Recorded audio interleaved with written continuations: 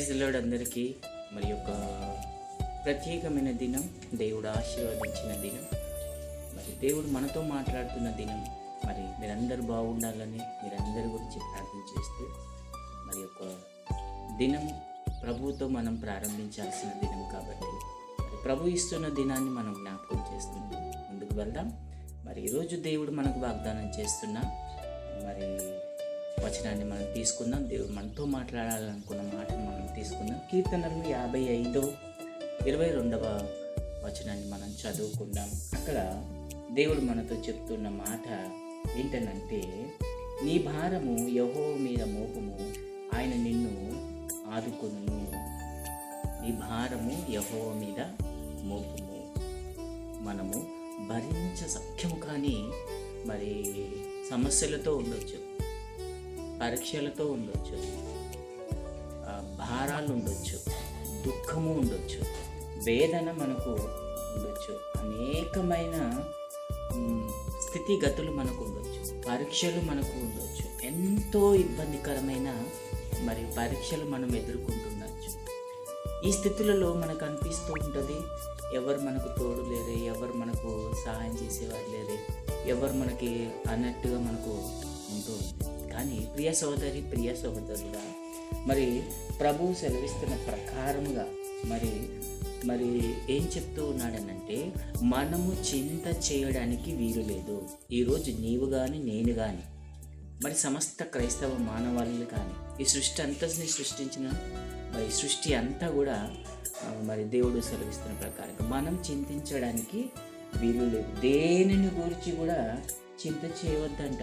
మరి ఏం చేయాలనంట, సమస్త భారాన్ని, సమస్త చింతాన్ని ఆయన మీద మనము మోపాలి. ఎవరి మీద? ప్రభు అయిన యేసుక్రీస్తు మీద. మన భారం అంతా ఆయన మీద మోపాలి. మన చింత యావత్తును కూడా ఆయన మీద మోపాలని ప్రభువు సెలవిస్తున్నారు.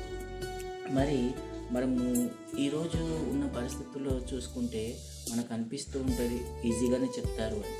కానీ నమ్మకమైన, విశ్వాసమైన బిడ్డలుగా ఉన్నవారు మరి ఏం చేస్తారంట తెలుసా? ప్రార్థన చేస్తూ మరి ఉపవాసం ఉంటూ విజ్ఞాపనలు చేస్తూ చింత అనేది పక్కన పెట్టి మనము ప్రార్థిస్తూ ముందుకు వెళ్ళాలి. మనకున్న ప్రతి తలంపుల నిమిత్తము, మనకున్న ప్రతి భారము నిమిత్తము, మనకున్న ప్రతి ఆలోచన నిమిత్తము నీకు నాకు అనేకమైన సమస్యలు ఉన్నాయి. నీ సమస్యలు నీకున్నాయి, నా సమస్యలు నాకున్నాయి. అట్లా అనేసి మనమేమి మరి ఖాళీగా కూర్చోవడం కాదు, కానీ దేవుడు సెలవిస్తున్న ప్రకారముగా మరి మనం చేయాల్సిన వారమై ఉన్నాం. ప్రియ సహోదరి, ప్రియ సహోదరుగా ఈరోజు నువ్వు నిజమైన విశ్వాసివి అయితే ప్రభు వాగ్దానం చేస్తున్న ప్రకారంగా నీ భారము యెహోవా మీద మోపుము. కాబట్టి మనం చేయాల్సిన పని ఏంటంటే, మన తలంపులు ఉన్నాయి, మన భారాలు ఉన్నాయి, మన కష్టాలు ఉన్నాయి, మనకు అనేకమైన దుఃఖం, వేదన అనేకమై ఉన్నాయి. సో వాటన్నిటి యందు మనం ఏం చేయాలంట?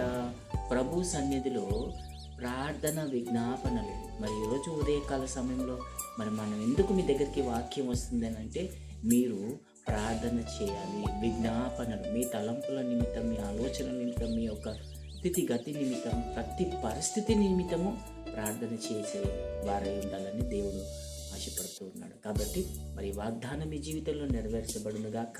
దేవుడు మిమ్మల్ని దీవించుగాక. ప్రార్థన చేసుకుందాం. మా పరిశుద్ధుల ప్రేమ నమ్మకముల తండ్రి, అయ్యా బిడ్డలందరి పట్ల మీరు గొప్ప కార్యాలు చేయండి, అద్భుత కార్యాలు చేయండి. అయ్యా ఇదిగో తండ్రి ప్రభా, వారి సమస్త పరీక్షలు, భారాలు, దుఃఖాలు, వేదనలు, కన్నీటిలను ఏమైతేనైనా వారు ఎదుర్కొంటున్నారు నాయన, వారు చేయాలనుకుంటున్నారు నష్టపోయిన దానికి ఇదిగో తండ్రి ప్రభా, ఇంకా ఏదైతే వారు ఆశపడుతున్నారు కానీ వారి భారం అంతా మీ మీద మోచటకు సహాయం దయచేయండి. మీరు సెలవిస్తున్న ప్రకారంగానైనా ఏదో చింత యావత్తును నీ మీద మోపమంటున్నావు నాయన, సమస్త భారము నీ మీద పెట్టమంటున్నావు తండ్రి. అయ్యా ఇదిగో నీ బిడ్డలందరూ విశ్వాసముతో, నమ్మకం నీ సన్నిధికి చేరి వచ్చి ఇదిగో తండ్రి ప్రభా, నీలో నాయన ప్రభా నైనా దృఢంగా సంకల్పంతో నైనా నిలబడటకు సహాయం దయచేయమని ఇదిగో నా నీ బిడ్డలు నాయన ప్రభా ఏదేది చేయబోతున్నారో నాయన నీ బిడ్డలందరినీ కూడా దీవించి ఆశ్రయిస్తాం. వారి చింత, వారి మనోబాధ, వారి యొక్క తలంపుల ఆలోచనలు నాయన మేము మనుషుల్ని చూస్తున్నాం, కానీ మనుషుల యొక్క హృదయంలో ఏ బాధ ఉందో తండ్రి, ఆ బాధను అంతటినీ కూడా నాయన ఇదిగో మీరు తండ్రి ఇదిగో మీకు అప్పచెప్తున్నప్పుడు మీరు సమాధానం ఇస్తానంటున్నారు. ఇదిగో తండ్రి ప్రభు మీరు జవాబునిస్తానని, నేనే సమాధానకర్తనని సెలవిచ్చిన దేవుడు కాబట్టి తండ్రి, ఇదిగో మేము మీకు విజ్ఞాపన చేస్తున్నాం. బిడ్డలందరినీ దీవించండి. యేసుక్రీస్తు పరిశుద్ధ నామములో అడిగి వేడుకుంటున్నాం తండ్రి. ఆమేన్. ఆమేన్. Happy day. Thank you. Good morning.